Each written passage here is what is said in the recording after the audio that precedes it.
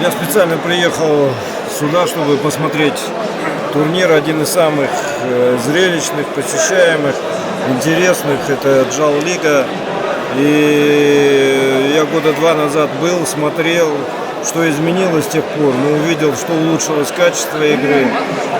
Появились, самое главное, появились новые команды. Да, сейчас нету Ирыса, нету Берегбая. Но появились такие вот команды, как Доступ.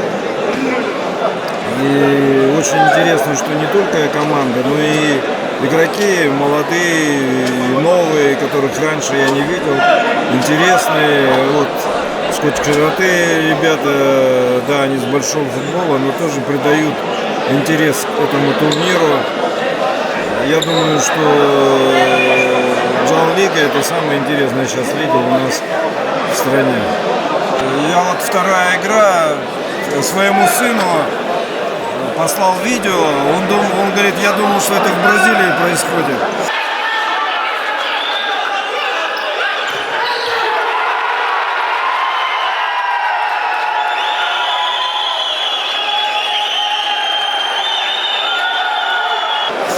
Такая реакция, столько зрителей. И вот эта вторая игра между Благовещенко и Ключ-Каратой. 1-1, такой футбольный счет. По футзальным меркам это скромно. Но встретились две очень мобильные команды, равные. И Благовещенко все-таки сравняла счет.